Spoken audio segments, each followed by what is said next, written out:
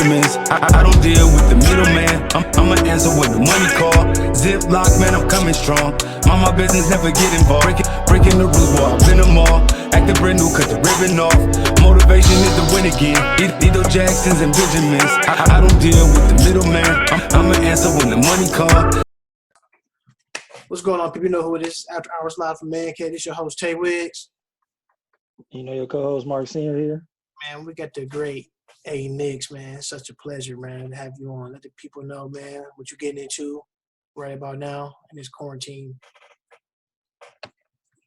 I appreciate y'all having me. I ain't doing much. Watching The Last Dance, the closest thing I can get to some sports. True facts. And man, first and foremost, man, I definitely want to know, how old were you when you first got introduced in the game of basketball?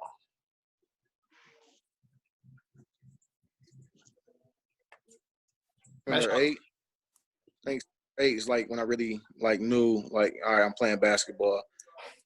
Before, I was my dad introduced me to t-ball and baseball stuff. So, but like 7, I really was like, all right, this is basketball. I ain't just throwing it around or it's just another ball.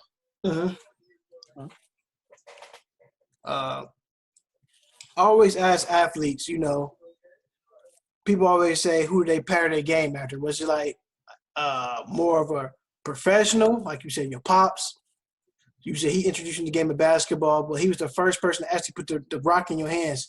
Did you learn some moves from your dad that you use in your game, in your craft, in your career? Yeah, definitely. Dad, he actually taught me how to pump fake and being able to, using that to I kind of like put a little, you know what I mean? Introduced me to the little things that really worked, besides all the dribble moves and you got the AI crossovers and Tim Hardaway, besides all that, the basics, the pump fake and the triple threat, my dad definitely, put that in me at a young age. Now, so when would you say that you felt like you were getting good? Like, yeah, I'm good at basketball. Like, can't too many people play with me. Man, so to be honest, the 5th grade, I can remember this like it was yesterday. We was playing in the Solon Cage Classic. And I had great teammates, Bruce Story, Rasan Benton, like a bunch of local legends, you know what I mean? And I remember my dad asking me, like, what you gonna do today, I told him, I'm like, man, I'm about to play my game. Like, I'm about to not defer. Like, I wanted to be the perfect teammate when I was younger because I want, everybody want to have friends. Right. So I'm all good. I want everybody to shine. So I used to come off the bench, which I didn't care.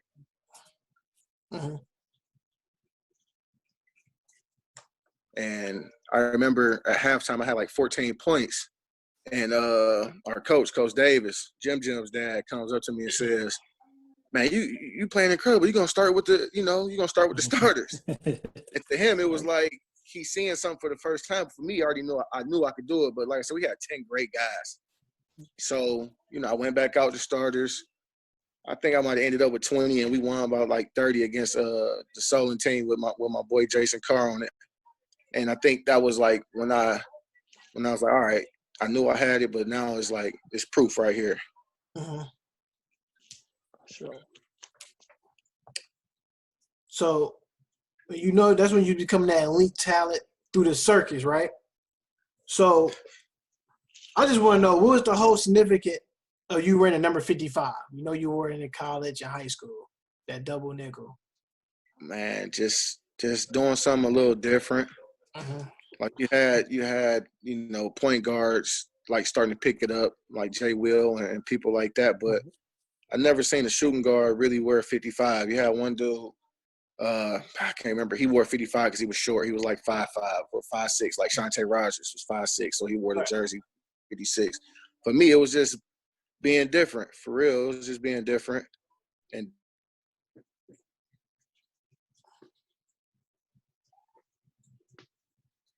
we're 31. They want to, Reggie Miller. It's like, man, I don't think nobody, wore 55 that really put a name with the jersey number. So that's why I wanted to go with 55. All right. The question is, I always get people with this. You had to bench one, cut one, start one. So it's you, J. Lou, and Barry Cofield. Start one, bench one, cut one. No brainer. J. Lou got to get cut. Ooh. God, though, that's my guy. But for me, like I feel like I could pick up the scoring burden. You need a dude like Barry Cofield out there. Okay. You know what I'm saying? So, All right. So speaking of that, I think y'all senior year, 2001. So y'all made it to, I think it was the regional semifinals, and y'all played Madison and Jackson. And y'all was pretty much loaded. Y'all had Barry, y'all had J. Lou, y'all had Jim, Roger McClanton. Is there anything about that game that stands out that you like? I wish we had that back and we could have, proceeded forward. Man, honestly, that game, like I tell people all the time, I'm a realist, man. Them dudes, Madison and Jackson had a complete team, man. They had 6'7" on the block. Their wings was 6'5". Like, if anything, we needed another big or two. Because, I mean, we hung in for a long time, but they just pounded us on the glass, pounded us inside. And we didn't really have too many adjustments we could have made. Right. So following up to that, so since that's the furthest you made, but you got a little brother, Alex Nixon. Mm-hmm. They went downstate. Does that come up in the household at all? Did they hold that over your head that he went downstate, you didn't, or does the Long Beach State trump all that? Ooh. Nah, we honestly, like me and my brother never competed. Like I said, it go back. Mm-hmm. To finish like 16th. Then he goes down to 5th grade, and they win it all when he played with Shaker Heat. So he was winning championships before me. Right. On top of that, they had a host of guys. You know what I'm saying? Like they were a complete team, and they played together. Had Roger coming off the bench. Like Roger could have started at a lot of schools. Mm-hmm. A lot of high schools. That boy left-handed, could shoot that thing. I mean, they had a good squad. Big eyes. They had a complete team where like I said, we lacked the post presence. Right. And outside a couple guards, I can't remember our bench being that deep. Right. Now, I think early in that 2001 season, I think I was a freshman. I think y'all had this triple overtime game against Manor High School. I think you came down here hit a buzzer beater, that AKA William Weingartner, AKA E.C. Ray Jr. hit a game winner. And by me coming to the high school, I'm looking like, yo, these cats are hitting game. That was like my first actual high school taste of basketball game as me being an underclassman in the school. Just watching y'all come out to the band. Y'all had a different order about y'allself. Like you said, you had the other greats there. You had like the J.R. Brimmers, the Damon Stringers. But when y'all came through, man, y'all had like a different swag about y'all, about that season. Yeah, I think that was my junior year. So yeah, because Ray 1 year older than me, that was my junior year. That I think the difference between us and Damon Stringer and them was like, I think our era was just straight toughness. Like we wasn't into the cameras and all that. Like now, everybody looking for a camera when they make a move. We wasn't doing that. All right. We wasn't celebrating. We was getting straight to it. And DS and them, they had that killer mentality, but I think DS's persona drew a lot of media. You know what I mean? We didn't have no media, and I think we had more of a chip on our shoulder. Because then was the down years. You know what I mean? Oh, they ain't got the guards like they used to or whatever. So we kind of took that personal. I think ours was more, straight business. Right. Now, like you said, you was a straight scorer, but you actually played defense well too. To me, that I seen. just going back to Cumberland Park. I know you should pull up in the green Oldsmobile, and it was so funny because I remember actually playing on. Remember, the right side was the little kid side. You had to earn your respect to come on that side. So I remember one day y'all didn't have no basketball, so you was like, "Who basketball?" They said, "They go." I said, "It's my ball." So I let y'all play with it, and actually I got my game better. You came up one day like, "Man, we down when we need one." Everybody over there, everybody's on that side that come through up playing with us. He's like, "I'm rolling with the GOAT, man." I was like, "Who, me?" He's like, "Yeah, let's go." He said, "I don't care what you do. Just play straight defense, get the rebound, pass me the ball." So that's what I did. You know what I'm saying? He older than me, so I'm like, "Yo, I'm going to just play defense and get the ball." But on this particular play, I remember as a kid, we was up. I already knew. If we get this steal, you gone straight down for a layup. I just know they double teamed. I know you kicked the shot up to me. He's like, "You better hit it. We're going to hit it.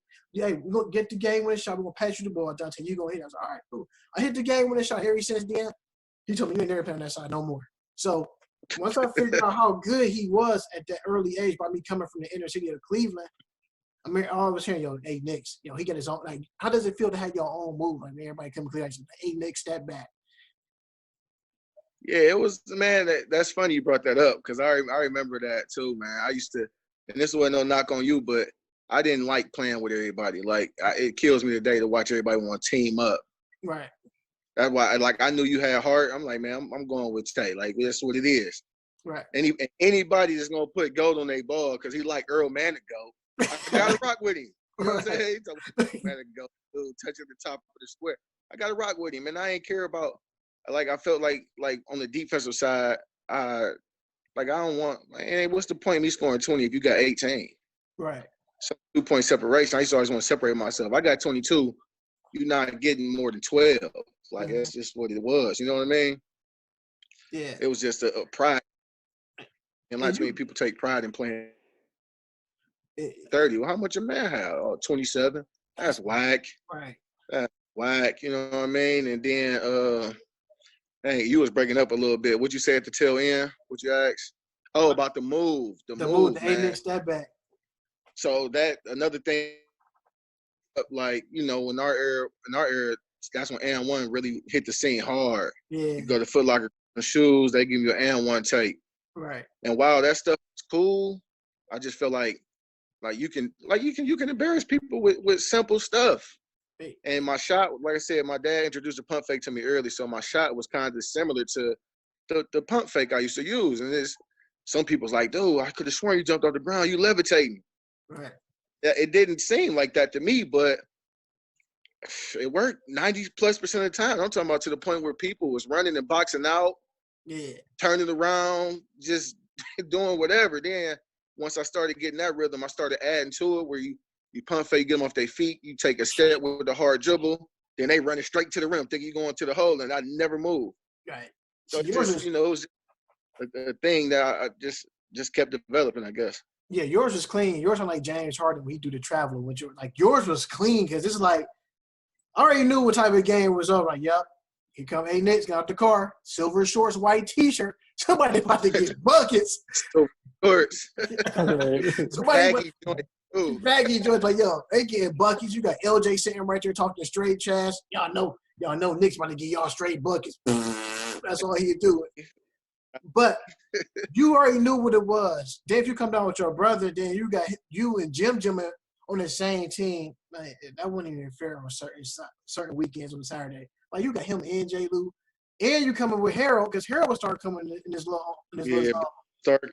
So I'm like, you had Brucey, yourself, Jim, and I'm looking like, man, ain't no way that somebody about to get wins. I'm talking about y'all literally kicking cats off the court, literally.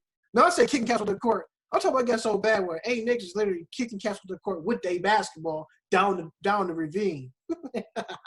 So yeah, put them off the court. Like, you sorry, don't ever come back again, man. But yeah, that was the gauntlet days, man. I grew up, like I said, I came from the right side of the court playing with the bigger dudes, so it was like a rite of passage, man. When it was my time, it was like them, few summers was like we took it personal. Like, that's my part. Like, can't no outsiders come here and get no wins. and everybody that come here on the regular shouldn't be able to get no wins. Like, that's just what it was. I think that's what's changing the game now. These dudes, like, say, too free. Everybody get to go everywhere and play. Man, if you was an outsider, I'm not picking you up, whether you my boy or not. I'm running with the guys that's from around here, and then you come around enough, then you'll get bumped up. But until then, no, sir. All right, so speaking about that toughness, when I got the Heights, I was wondering, like, in middle school, we got Kirk on the schedule.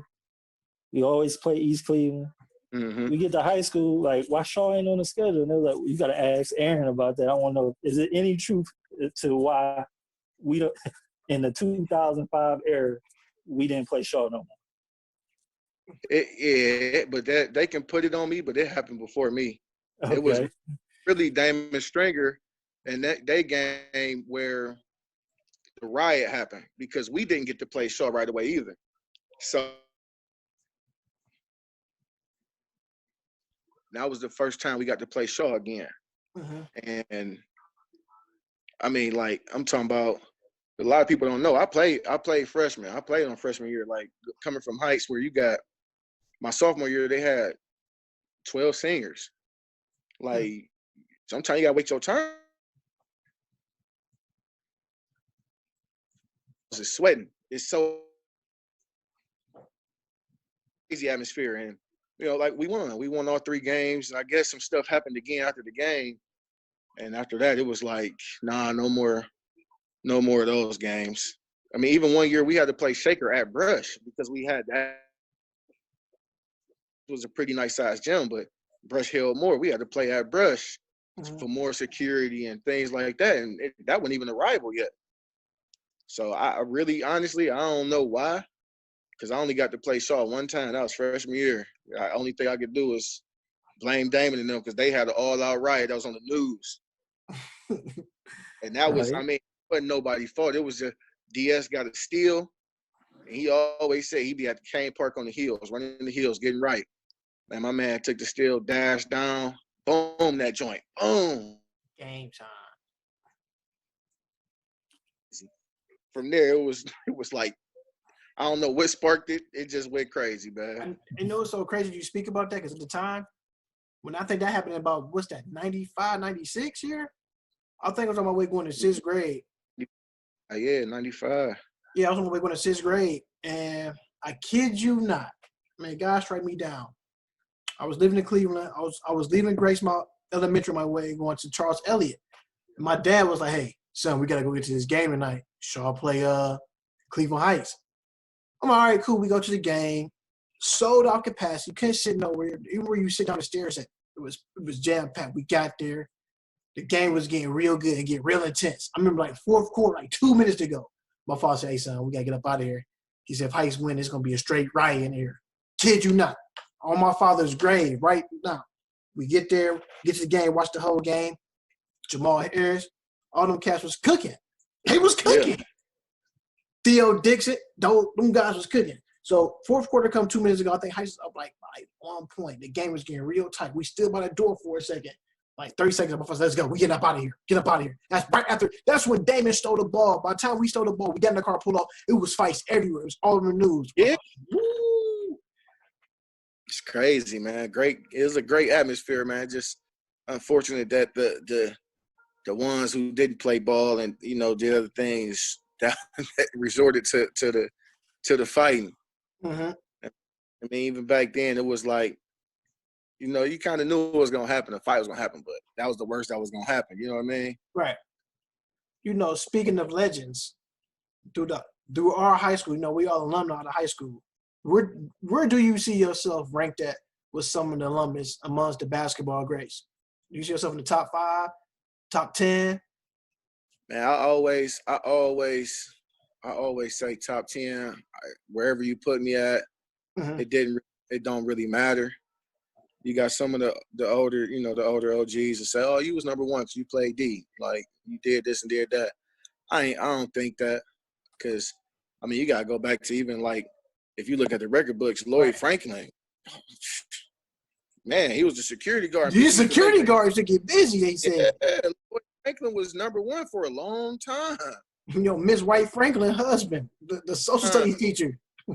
Yeah, bro. Like it's some legends. Like even it's just so many of them. I looked up to DS and Jamal and Jeremy Holmes and all of those dude, Ron Johnson, Larry Morris.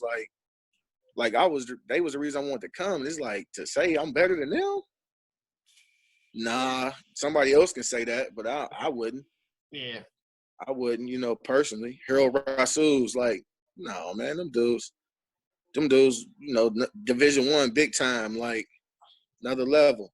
So I couldn't put myself in that number one spot. If somebody else felt like that, I appreciate it, but nah. Speaking of Division I, your route to Division I was a little different. Speak about, the route you took to get to Long Beach State. Yeah, so coming out of high school, man, I ain't hit the books like I should have. Really didn't have too many people telling me, what it took to go Division I. So when it came to it, I had to go JUCO. Didn't know nothing about JUCO at the time, honestly. I had no clue. So I went down to a school called Mercyhurst Northeast. A lot of people don't know this. I was down there for maybe a month. Couldn't do it. Too many, this ain't against no other race or nothing, but there's too many white folks, nuns. I ain't know nothing about that. Right. From Cleveland, man, I'm not used to this. If I want to go get something to eat at 3 o'clock, I could go 16 different places. So I guess I wasn't ready for that change of scenery. So I came home and I got a job for a second, but I never stopped hooping. And my mom was like, man, you should give it another shot. It was this showcase in Akron. They had a kid, a team from Columbus State, where I ended up going, was down there playing. So my team was put together with a bunch of just whoever's, a bunch of Coffee was. Some guys are searching for something to do. we played Columbus State, and everybody like, oh, dude on their team on the flyer. One of my good friends, teammates to this day, Sean flyer. And I'm like I said, when I was growing up, if you got a poster, a flyer, a card or something, and you want it, I want your spot. That's how I was. My dad didn't teach me to go and make friends. If you make friends later, then you make friends later. But I wanted a spot. I remember we was playing 20-minute. It was just 20-minute halves. That was it. In the 20-minute half, man, I think I have like 46. I wanted a spot. And coach came up to me, Anthony Stewart, man, you need to come down here. Yeah, so I saw Columbus State went on, man. We had a good year, 29-2. We was number one in the nation. Came up short, though, on the regional championship to Tri-C. Shout out to Tri-C. They went down to win the national championship that year, 03-04. But I had a great year, man. It was that was another breaking point. When they ranked me number one JUCO player in the nation, it was cool, but it felt like I had more to prove. You know what I mean? So our coach ended up, some stuff happened. He was athletic director too. They told him he had to be the AD or the coach. Of course, you're gonna choose AD. They make 60,000, 70,000. So I ended up leaving. I knew I wanted to play. I wanted to play at UNLV, so this is why I went to the West Coast. My dream school since I was young was UNLV. Watching Larry Johnston and all those dudes. Plastic Man. I got to be a part of that because I felt like they had the same mentality. I used to watch them do. They tough. They don't care about what no fans think. So I'm like, I want UNLV. Now, like I said, so I go on the West Coast. I'm like, they'll be able to see me play. I talked to a couple coaches. Man, my guy, Phil Matthews, to this day, probably the biggest influence on me in 1 year that anybody could have. He taught me how to play the game from up here, how to think it. Because at first he was telling me, oh, man, you average 24 points a game, but it's too hard. I'm like, too hard? I'm like, it's easy. Right. Oh, man, after sitting down, breaking down film, that's when I knew how to move without the ball, like Rip Hamilton, run off a couple screens. Dude fighting me too hard. He like, why are you fighting to get the ball at the wing? Just go back door and lay it up. Damn, all right, that makes sense. He taught me all that little stuff. So I went, played for him. went to the state championship, man, 27-5. Had another great year, and went on a few visits, and chose Long Beach.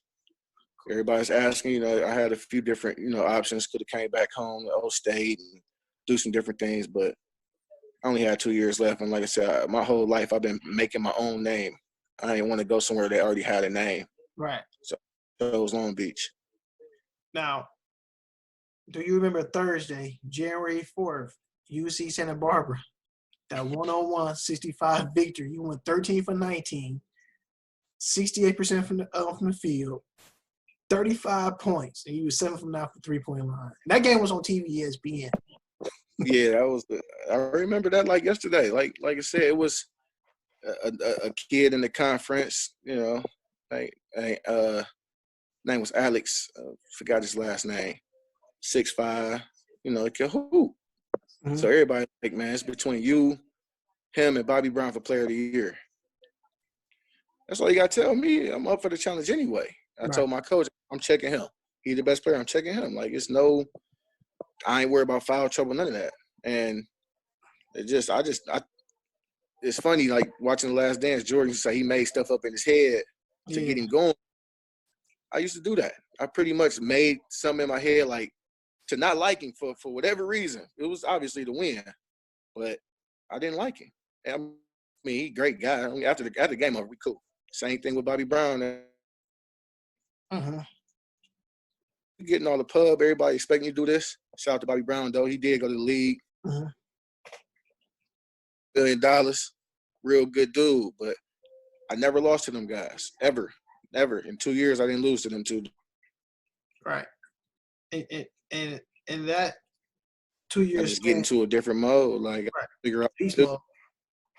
Yeah. Now, with that 05-06 season, you averaged 14 points. With 15 points, 4 rebounds.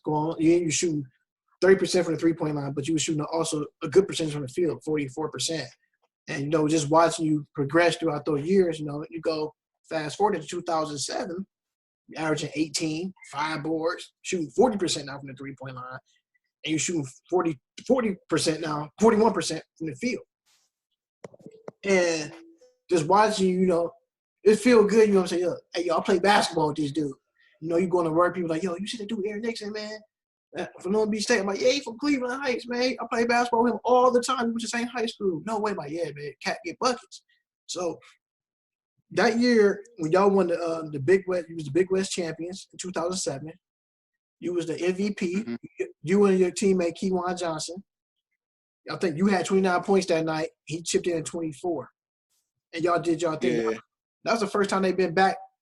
When y'all won that championship, that's the first time y'all went back to the Big Dance since 1995. Now, how was that for a university then to win on the major level? It was for real for the 2 years. It was crazy because my first year, like you said, we went 18-12. Mm-hmm. To dudes that was already there, and the great Craig Hodges' son, great shooter, Sean Hawkins. Like I said, I was trying to follow their lead. Mm-hmm. You know what I mean? To be honest, I wasted the season following their lead because when we got to the tournament, my coach was like, dude, if we're going to get close to winning, it's got to be on you. And I think that's when it was like, all right, I just need to hear that. I think through the tournament, I averaged something like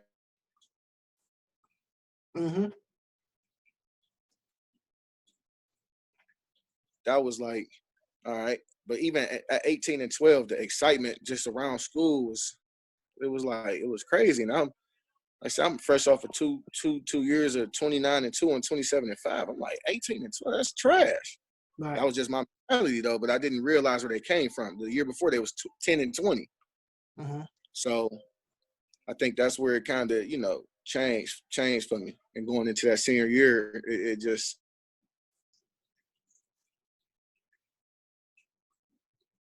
then going to senior year, it was just like I done played everybody, Aaron Follows, Nick Youngs, like whoever is on the West Coast, I done played them. Right. And nowhere to go but up from here. So think that's what, the confidence.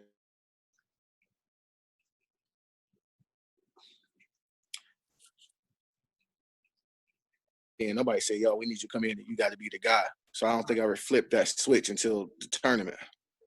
Exactly.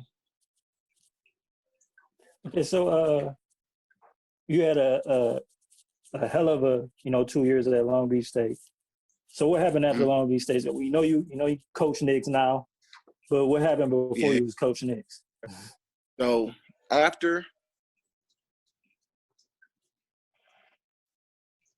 I was the first All-American, big stepping stone to be a Division All-American. But I mean, I tried out for the Cavs, Detroit, worked out in Houston.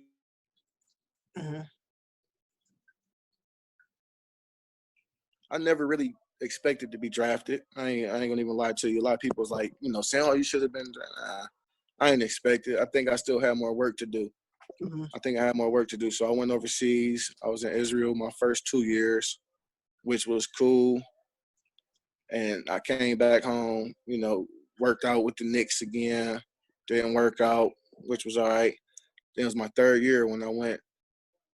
I kind of ventured out. I was like, I was in Israel 2 years. I know what it's about. I ended up in Bosnia. Terrible. Playing for coaches that just don't understand the game. They locked out, they kind of locked out from the rest of the world. So they view on the game as whatever it is. So it was a bad experience. I wound up in Venezuela, which was all right. But after that, man, the fourth year, it was like the fire was slowly just going out. It was just going out, and you hear it all the time. The ball gonna stop bouncing one day, and you don't believe it when you're young. But I was getting up to work out, and I was just like, I don't feel like shooting no ball today. It was like I look at it now, I'm like, damn, that's when I knew something was changing. And I always wanted to be a coach. Since I was young, I always wanted to be a coach. And I didn't want to be a coach trying to get in the game at 37. I'm 37 now. I didn't want to be that guy playing 12 years and then trying to get in the game. So that's why I stopped. I went back and got my master's degree and started coaching, man, in 2011. So where are you coaching at now so people would know where you at? They want to come check you out. Right now, man, we at Cuyahoga Community College, man. 21-9 last year. Got a lot of talent. I had to give me a heights guy, man. Shout out to Manny Hill, Dael Hill, little brother. I got Manny Hill coming in, man. So hopefully, we're going to get some work in whenever this quarantine over with and help him reach his dreams. But, yeah, I'm at Cuyahoga Community College right now. Came back home, man. Being away from home was –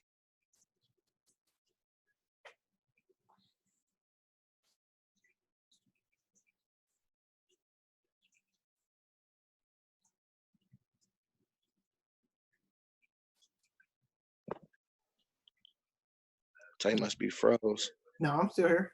No, about too. On top of that, you coaching at Tri-C. I actually went there for a couple of years and everything. Why you coaching there? We have people like Darren Jones that stopped through there. I think him and Harold won a championship there together. They did some good things. Ari. Now, the whole thing about playing college basketball and trying to get to that next level. Why is it where Cleveland has talent for basketball athletes? I think they don't get the respect that they deserve because everybody look at Ohio as a football state, which we are. But we actually have basketball athletes. Look at the people that come from. I'm talking about you, the Dave Lighties, the Darren Joneses, whoever. All these schools got their talent. Why is it so hard for us to at least put 3 or 4 guys in our city from Cleveland into the league? What are these teams searching for? Is it favoritism? It's a lot of mixed, man. It's a lot of mixed things, man. We, like you said, we had a lot of guys that could have been, in the league. I believe you got Brian Swift. And come on, man. Point guard wise, went straight to South Florida. There wasn't too many other guys out there. J.K. Brooks. Warrensville, Tigers. Warrensville. I don't want to start naming names and forget about people, but like you said, we had a lot of talent. But man, that league, man, when I was there getting workouts and stuff, it was always, I used to always get, man, I thought you were 6'5". I thought you, like they looking for the height. the height, the upside, all these intangibles. But at the end of the day, man, if you're getting a job done, you're getting a job done. Like Right. I did, it was like head scratching to me, man, because it was like a lot of guys that was getting shots, I would kill, and I'm just like, it obviously ain't about no head-to-head matchups because I won this matchup several times, but Right. again, it's just it's the height thing. Like you look now, ain't too many 6'2" point guards really in the league or shooting guards like it used to be. And two, I think the lack of social media not killed our area, but it kind of hurt. Now, man, kids they posting videos every week. If we'd have had that stuff when we was in high school and middle school, Mm-hmm. a lot, it would have been a lot more our era, going to bigger schools. Because back then they had to come out and see you. Well, nobody recording no game and sending film. Right. They just heard about it through the newspaper. They come see, okay, that's what he had. They might send you a VHS, but that ain't really that. Who knows if that baby really got there? Right. It's like it ain't put the stream up and then get something going. So I think that kind of is too. Right. I probably got 2 questions, and he probably got one for you too. My first question is, where do you see yourself at 10 years from now? Man, 10 years from now, hopefully, running my own program, college or high school level, don't matter. Running my own program and doing what I do now, man, looking out for kids and making sure they get in college somewhere. That's really, for me, that's the success, watching these kids go to college. If I get a high school job, I want to prepare them kids for what's going to happen at college, the terminology, the IQ. Because a lot of our kids, man, they get left behind because we got too many coaches now. They worried about the wins and losses more than they worried about breeding, college basketball players. Right. Losses don't breed a good college basketball player. All right. Everybody got listening. I'm going to say, 2, not to cut you off. My second question I was going to follow up is, everybody has a hobby. Like, where's your favorite hobby that people don't know about that you do in your spare time? Man, this gonna sound crazy. Basketball. Let's go, man. Listen, man, outside of when I'm not playing, I'm at home and I'm watching, college basketball. I'm analyzing what coaches is doing. I'm watching videos and trying to learn new ways, new things I think that'll help with training kids. And outside of that, in my spare time, man, if you call it a hobby, you can catch me on Call of Duty if I ain't working. Okay. You can catch me on that, or I don't think people say collecting shoes. That's not a hobby. Yeah. I got a lot of shoes. You buy them and then you put them downstairs. But like taking up my time, Call of Duty. You catch me on the PS4. Okay. So to follow up on that, so this question is via my little brother, Matthew Thompson. He gives you a lot of credit for improvements in his game. And I guess you did an interview. I don't know who, I can't remember who the name was, but he was upset. And he said, make sure you ask Aaron why he didn't mention me in that class of 2009, 2010 as one of the underdogs of the class. He said, Man, Matt is funny, man. Go ahead, though. What'd you say? I named who? He said, you mentioned, like the people who had the clout, the Tay Jones, the Randalls. He said, and then they asked you, like, well, who that didn't have clout would you say is up there too? And he said his name wasn't mentioned. And he was upset about it. He said his name or surname wasn't mentioned. Yeah, he got his right to be upset. I probably, at that time, like when you talking about stuff, like I said, when we were talking about guys in my area, I know I left some people out. Just can't remember all of them. And Matt, no, like I still am. If I see Flip, I'm hard on him, man. I'm hard on him because he left a lot of potential out there still, man. That dude could have did some great things, but I feel like he left a lot of stuff out there, if you know what I mean. Your brother had a lot of it, man, but he couldn't stay focused on it. That's how I felt. Right. Couldn't stay focused, man. That dude should have went to college. You ask him, I tried to get him in school. And he'll go somewhere and then he'll be right back. Right. So I know. That's my man. You know, I love him, man. I didn't forget. When you doing these things, man. For one, I'm nervous right now. I'm just talking to people I know. Right. I could have, That's true. little nervous jitters. I probably forgot. That's all. That's all. Next person, man. But wait till I see him, man. All right. Yo, Nix, before we wrap it up, I do want to talk about your tournament run that March, was that? Yeah, March 16th, y'all go up against Tennessee, the Volunteers. Yeah. 5th seed. That was a high seed for them. You was 22 points, 4 from 8. Shooting 50%. Yeah, I think we was the 12th seed. Tennessee was the 5th. Mm-hmm. Yeah.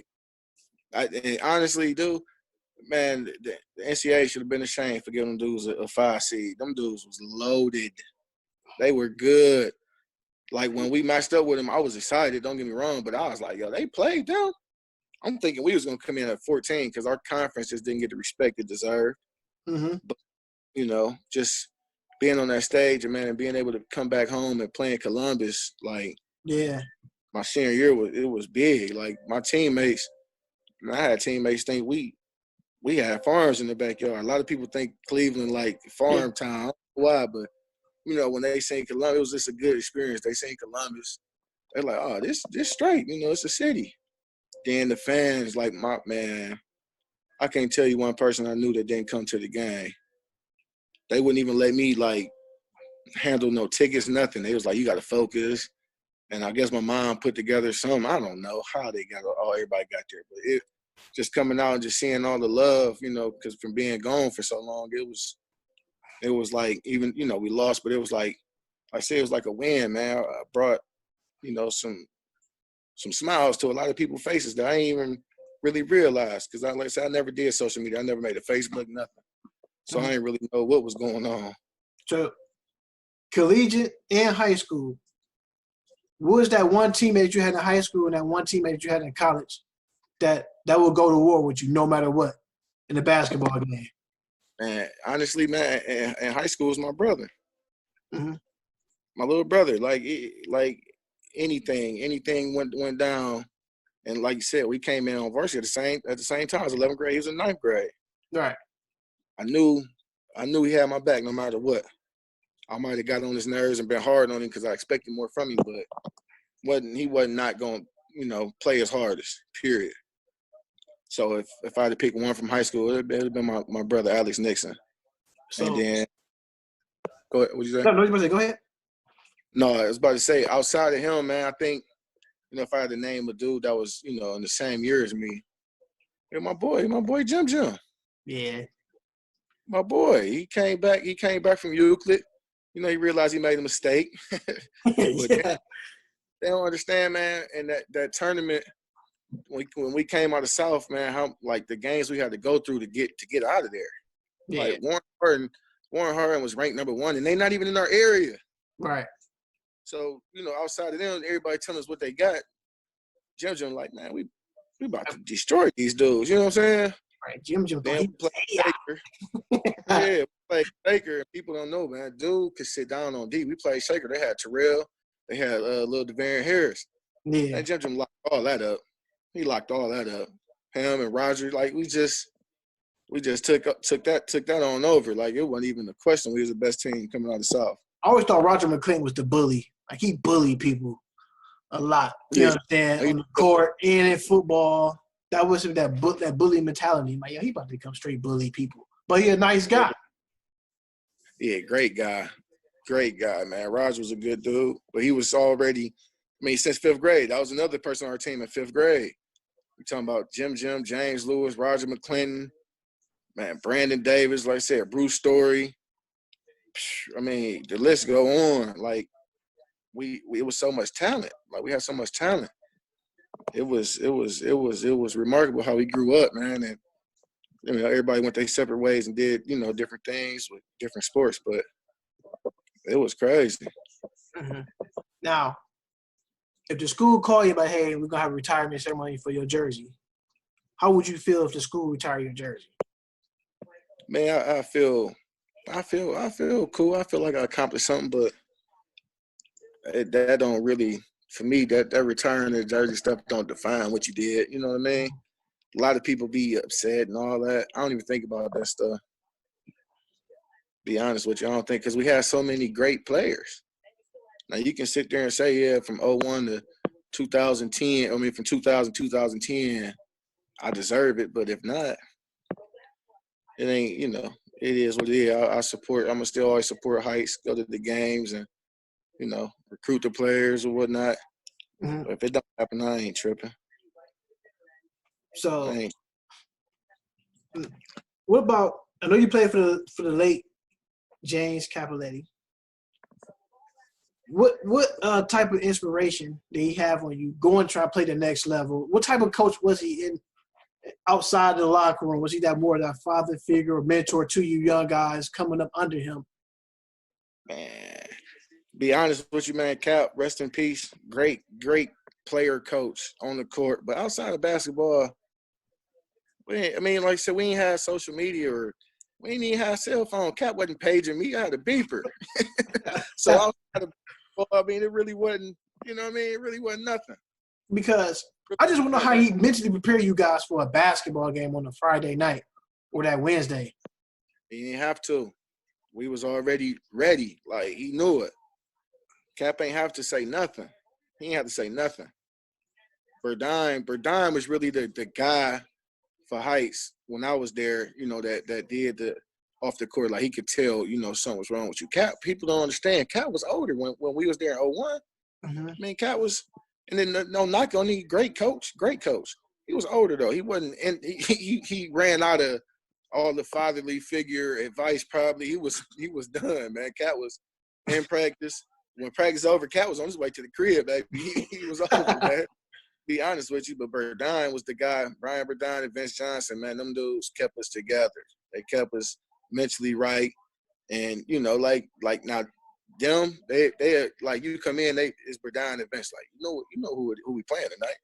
I ain't even gotta tell you, you know what to do. Like, and then if they thought you wasn't right, you'll get some more. But if they thought you was ready, like, I used to walk in and Vince would look at me. I'll look back at him. And he'd be like, yeah, Mad Dog ready. He used to call me Mad Dog sometimes. Like, he ready. No, so I'm sitting here laughing because you said Mad Dog. Like, your dad was like LeVar Ball before LeVar Ball. Your dad would be at the games yelling at referees. I'm like, how your dad get technical fouls? He ain't even playing. And he found a way. But that's where I got the passion from, man. Right. My dad was real passionate about everything, man. My dad, people understand, he was passionate about work. He'd go to work and want to be the top seller. He used to sell tires and rims. Right. Wasn't going out working at nothing. Yeah, Mr. Nixon. I knew he was getting a technical foul, boy. But here you go. Cleveland Heights police escorted him. Don't touch me. I'll go out my own self. Between him and Big Lucky, boy, that was the only two I seen that was in stands that got text. Right. Only people that got text. Soon as if I already knew, I said, all right, Mr. Nixon just got ejected. I swear on everything. Aaron to come down and hit like 10 straight buckets. Like, yeah, that's the game right there. The fuse of the fire. It was just like my motivation, I guess. My dad, man, he the one that he made the game. He was the one that, like I said, started the foundation. Right. And the reason I mention your dad too, because like my dad, being athletes, and you always see the mom on TV, the dad's already incarcerated, or the dad's not there. But at the end of the day, it takes a man to raise another young man to put him in that right direction, to keep you on that same pedestal so you won't fall off. And I feel like us being African-American males, I just feel like the black man don't get enough respect for what he has done for his children. They always show the mom first on TV, and the dad be right there. They go straight to the mom. And you know what I'm saying? Don't get me wrong, some moms that show their sons how to play basketball, but the dad is really right there by his side. Your dad was right on your side all the time. Yeah. I think that's just like I said, that's just how the media portray everything. You know what I mean? Like the mom is they always say they known as the backbone, which they are. Don't get me wrong. Mm-hmm. But like you said, men don't get enough credit from any race, for any race. Because I got a lot of buddies who grew up, in different ethnic backgrounds, different races that didn't have a father or didn't have a mother. And they go through it, but whenever it's time for media, is somebody gonna be there with them other races. You see what I'm saying? Mm-hmm. For some reason, granny, somebody. For us, I don't know why. I don't know why, but it's important, man. And I'm gonna shout out every father that took time to give their kid a baseball, basketball, chessboard, checkerboard, whatever, because it matters. It matters. People understand it matters. And like me and my dad's relationship, I think it was solid. It was solid, and it wasn't always about basketball. Right. It was, a lot of different stuff. Like I talked to my dad about anything, whereas my brother, whenever he had stuff going on, he talked to my mom. So Mm-hmm. it's just, it just all depends, man. It all depends, but I think it's a media portrayal for sure. Because like you said, you don't even see it. Hey, even in the draft, dad might be at work. Dad ain't even take off. That's how her fathers did. Mm-hmm. Like, you ain't made no money yet. I got to go keep this household together. Right. They working, but they, like you said, they don't get the shout out and the credit. So I think that's a big reason for real. I got to go back though. You asked me about my teammate at Long Beach State, man. I got to give a shout out to my boy Sterling Bird. Mm-hmm.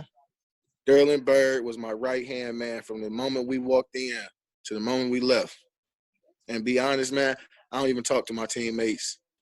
And it ain't no knock on, it ain't like I don't have no love for them. If they don't call me, I ain't gonna pick up. But me and Sterling, man, we had a bond from day one. Mm-hmm. I go to war with Sterling any day. Any day. Any day. That dude ain't never take a day off. He ain't never pout if stuff wasn't going his way because he ain't start right away. Right. But knew what he is capable of. And that dude kept working. 6'6", 6'7".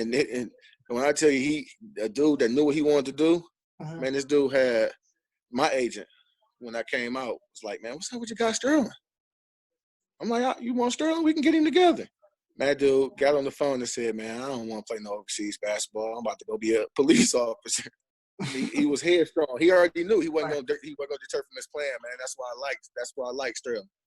Mm-hmm. That's why I think me and him bonded because I wasn't going, no matter who you were, I wasn't going to change what I was doing. And Bird was the same way. He not changing up. The dude was turned down like 4 offers where we had other teammates dying to get a look. Turned it down. I'm cool. I'm about to go to the police academy. He started pro base officer. Now he LAPD doing real good, man. Real good. Right. What was it like going to that transition from Cleveland to LA? Man, honestly, man, so I never flew on the plane. Uh-huh. That was the first. I had to get enough courage to get on the plane. Uh-huh.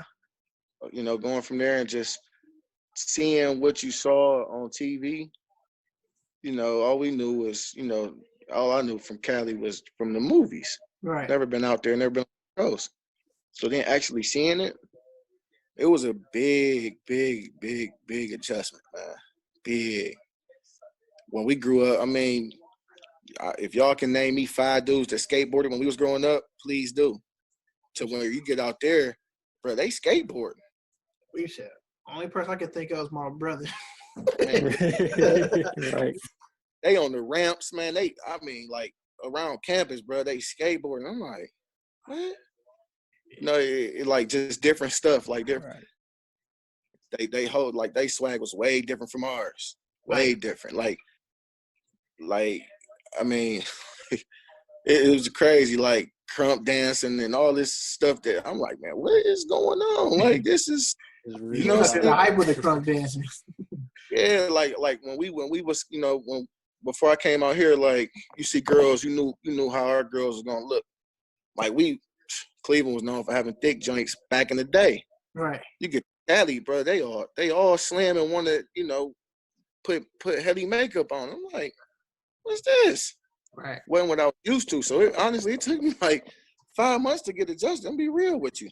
Right. The weather was cool off the bat, but just seeing what was going on and like, man, they was wearing Vans back then, bro. Mm-hmm. 04, 05, Vans everywhere. Right. Now you gonna get some Vans? No. Yeah. I'm not. But now I got a few pair of them. You know Yeah, I'm what about I'm to saying? say you got a few pair. Now I got a few pair. I ain't gonna lie, but it was just A culture shock.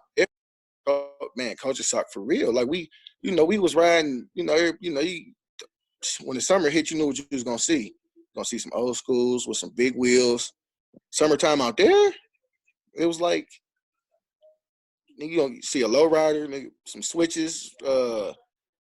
You got your Asian community over there drifting. Like I did not know that stuff was really real. Besides the Grand movies, Theft Auto, for real. drifting.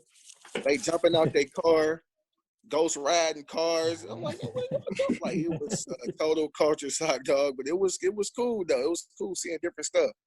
It was cool. What about the food? Like, we got rallies. How you like the In-N-Out burger? I know you was over there saying, yo, we going to In-N-Out burger.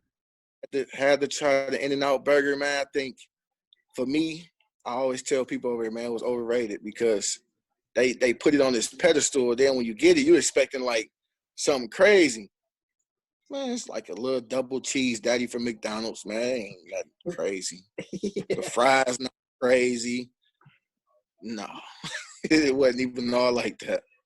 And I'm trying to tell you, though, like when you talk about Cali when I went out there, I always say Cleveland is like the heart of the United States because it's shaped like a heart. That's what I tell people. Cleveland is clean compared to Cali. I ain't no knock on the people from the West Coast.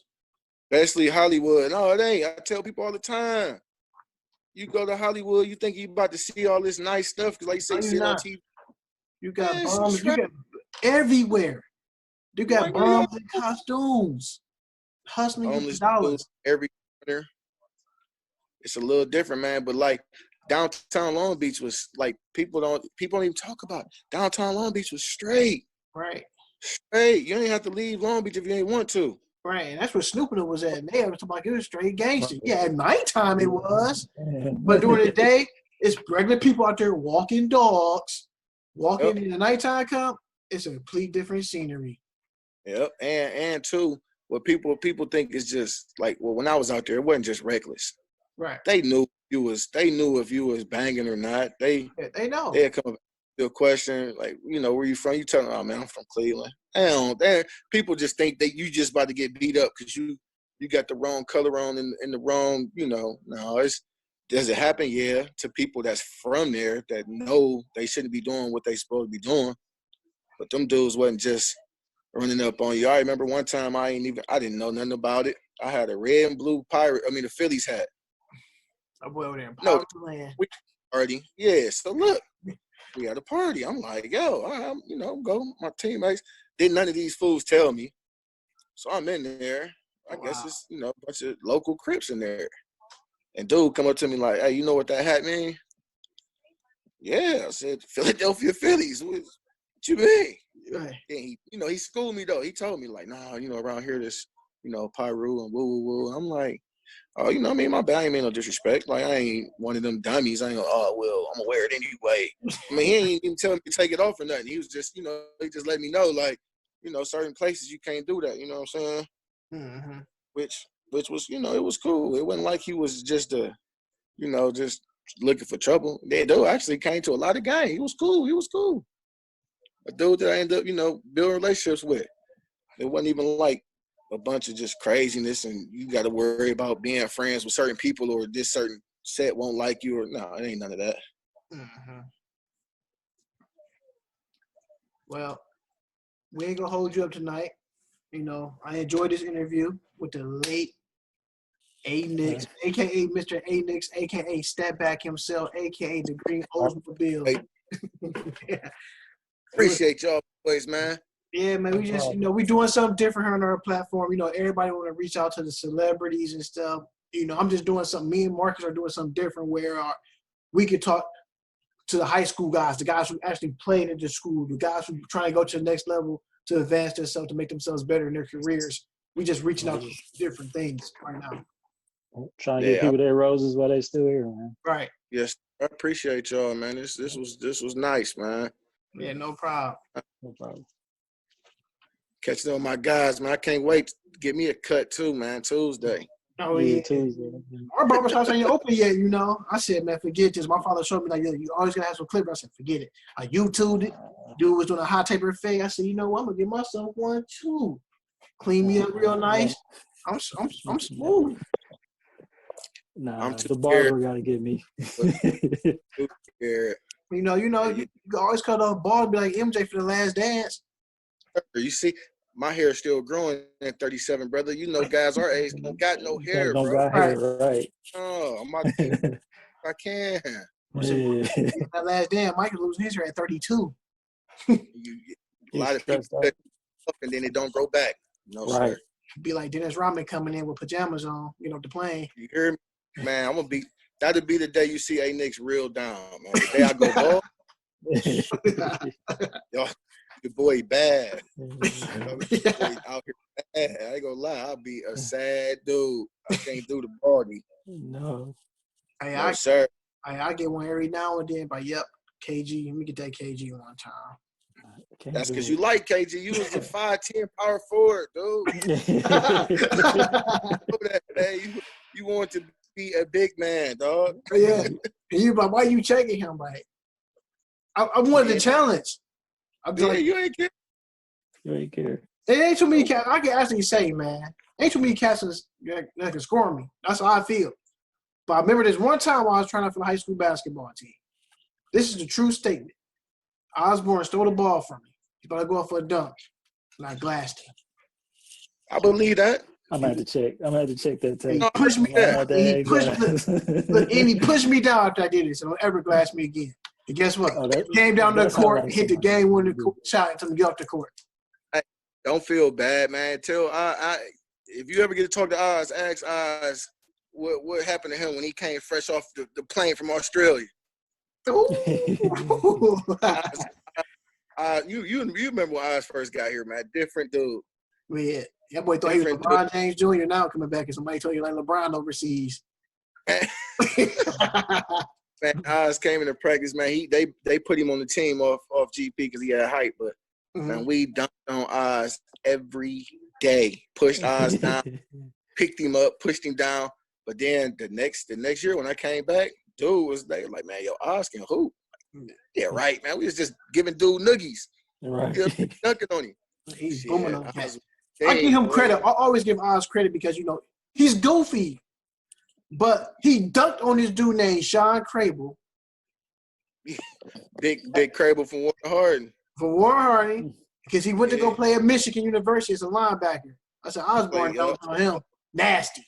One-hander, too. Yep, let's say Oz caught on quick, man. He caught on quick. But that's like I said, it's the list go on, man. There's so many guys. There's so many guys that could have played basketball at Heights that could have made the team. They got a lot of talent, but you only got room for. You gotta realize coming through that school system, you got like 8 seniors. You only got room for 4 more cats. You already know 2 cats from JV getting bumped. There's only 2 spots open. My sophomore year, dog, they had on varsity. It was 12 seniors, Ray, and Roger. Mm-hmm. That's it. Ray was the only junior man we had on JV. We had 5 juniors on JV just because we had to have enough. So think about the 5 juniors that had to drop. So now it's 5 other sophomores that don't even get the hoop. They can't play. If what's name would have been straight grades wise, you already know who I'm about to go to. Black Jesus, aka Gerald. Man. All the right moves, don't he? Yeah, man. Playground legend himself. See my boy. Y'all remember how Black Jesus got that name? No, I just thought because he was black in that game. Right. Listen, man. So I know Black Jesus did Earl Pearl Monroe, no doubt. True story. We hooping again. At Cumberland, we hooping, man. We hooping.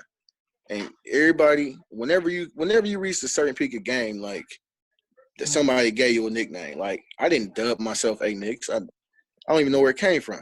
Right. Hooping. Man, I picked Gerald up. Because Gerald was only like 120, skinny. I picked him up. Everybody thinking I'm about to just – no, I get Gerald to rock. Gerald he all day, does his thing. So one game, he do one move. I was like, dang, Black Jesus. Right. I ain't even mean it. It just stuck to this day. You see Gerald, man, and they see Gerald like even younger dudes even know, and they ain't seen him. Like, man, I call him Black Jesus. Why you? It's like above the rim, bro. You see Flip Wilson now, man. It kills me. I seen, bro. Everybody got that legend in their backyard, like you know for a fact. Now Gerald's the person you don't want to catch on a good day because he might give you about 8 straight 9 buckets in the game winner because he's gonna play defense and he take losing so hard. Yep. Yeah, man. Another one, Oliver, man. Oliver. That's my guy. No, he's in the backcourt with me at Roxborough. It was so funny. Speaking as you said, Oz. Man, we go to practice. The coach told us, yeah, we going 0-12. He said, we sure did. We went 0-12. Well, 0-12, he said, we ain't got the talent. Coach Riley was like, you going 0-12. So I was mad because somebody took my number. I either wanted 21 because of Kevin Garnett, and I wanted 23 because of MJ. Those are the only 2 numbers I wanted. Only one jersey number was left was 22. And Coach Riley said, you better wear that number good. That's Ernie Brimmer's number. I said, all right, cool. I didn't know who Ernie Brimmer was in the time in the 8th grade. Right. Googled him. Marcus, you was there. He stopped practice so we could watch a game on TV in the tournament, and they won the first round of the tournament. He had the number. We gonna watch St. Bonnie's. That's what we watch the St. Bonnie's. We're going to watch Ernie. Watch Ernie play like the first half. He did his thing. So I think the next following week, he was like, yeah, we had a game. I forgot we played. I hit like 8 threes in the game. He's like, yeah, no, you just broke J.R. Brimmer record. That's for me. I got inspired because watching him play on TV. And I wore his number too. Didn't even know I had his number on. So I wore the 22. Right. It stuck with me. And I broke his record. In middle school for shooting threes. He's like, yeah, that was J.R. Brimmer number. He hit 7, you hit 8. And it was so funny. I hit 8 threes and we still lost about 40. We was getting smashed that year. That was my first year playing organized basketball. Man. Bad. Y'all should have came over to Monticello, man. Man, I didn't know because, like I said, coming from Cleveland Public School, and I got played because I was supposed to be going to Wiley. About to say, why good at y'all time? Yeah, they said if I lived across the street on the other side of the street, I could have went to Wiley. I said, what? That's stupid. I live closer to Wiley than I did Roxborough. That's a heck of a walk in the wintertime. And the crazy thing is, if I didn't live next door to get the bus, because I didn't live next door, I couldn't catch the school bus. Oh, yeah, you had to walk. I had to walk to school. I had school 2 ways. Bruh, listen, I was on Superior when we lived on Superior Hill on Hillcrest. I was like still in my yard, but not all the way in my yard. They like, man, you can go to Kirk Rock. Right. If you move me out of Monticello, I will not go to school another day. Right. I said, Roxborough, they gym is on their stage. Hey, we used to get clowned for that. I go, my guys with the Roxborough. I was like, I can't be a part of this. Yeah, I went. She was like, go on the little tour or whatever. And I'm like, I did just for her. I'm like, no, man. I walked from basically. I used to cut through the pavilion, walk straight down Monticello to school every day. Yeah, every day. Not to go to Roxborough, bro. We play on that stage. I said, man, I went to Monticello my 6th grade year. Only for basketball reasons, I couldn't go to Roxborough. And look, I told him, look, we play on this stage. I was like, look, I'm told the coach we putting the show on, man. So we put a show on. We was the show. We was the team that Harlem Globetrotters beat at the Q. Washington Generals. Washington Generals, yeah, man. Look, cool. I forgot my shoes one day. Left my Jordans at the house. I forgot we had a game. Don't know how I forgot. Friday, you know it's a game every Friday. I had to play on a pair of Sauconys, the Jazz. So we was playing against Milkovich, and I had them on. Dude was like, oh, yeah, I'm guarding him, man. This dude's sweet right here. He hooped with his Sauconys. Man, I told a whole team up. The coach like, man, I don't know how you play the nose right there, man. Those some old school shoes right there, man. He's like, you gave it to him. Look, that was the first time in the 8th grade I actually pinned somebody on the backboard with 2 hands. So I'm the only guy that everybody say that been touching the rim since the 6th grade and cannot dunk the ball. Right. Never done. Rim grabbing Tay. I never figured that part out. I never found how you wasn't windmilling by 8th grade. I don't know, man. I don't know. Then you get flipped. On the other hand, this dude can do every dunk. Right. He just come out the blue, windmill and reverse windmill. I'm like, man, what the like? Him and my little cousin Terrence, they used to always be together. Well, they still do be together. And Terrence, people don't know Terrence was when he was little, Muni League. That boy was cold on the football field. Yeah, Then he used to flip. And they was about the same height. I'm like, man, how is Matt dunking like this? Like, what did y'all feed him? Tell me the secret now. Like, what did y'all do to Matt? How did he get bounced out the blue like that? He used to, like in our backyard, we used to have like one of them pool hoops so you can adjust the height. He used to always put it on 6 feet. I'm like, man, this is too low. Like, I don't want to play on it. He used to do all the dunks on it. So I always used to go outside and raise it. Like when he wouldn't wear, I would raise it. One day, he gonna try to dunk. This man just dunks like on 10 feet, like fresh out, just walk out the house, dunks. And he always used to do. So the reason why he got his nickname Flip because he used to do backflips. You see about flip. Yeah. So he always had the springs. Yeah. Like, it was just natural to him. Yeah, we used to always ask him to flip, man.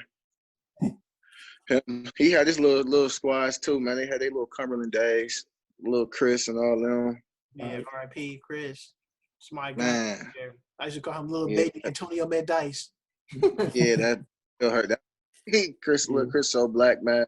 He can shoot that rock like his daddy, though. Yeah. Right. He can shoot that rock like his dad, man. But yeah, I ain't gonna hold it. Huh? So we got talent, man. It's nothing but talent, man. Yeah, lot, man. But hell, I ain't gonna. Boys, we can go on here and talk about basketball anytime y'all want, man. Chop it up. Yes, sir. Hey, thanks for tuning in. This is After Hours Live from the Man Cave. This is your host, Tay Wiggs. Goes Marc Singh. We had the great A. Nix, Step Back, King, Green, Moseville, driving, Tri-Seed coaching. That's the great A. Nix, y'all. Double nickel all day, every day. Till next time, y'all. All right. Peace. Peace.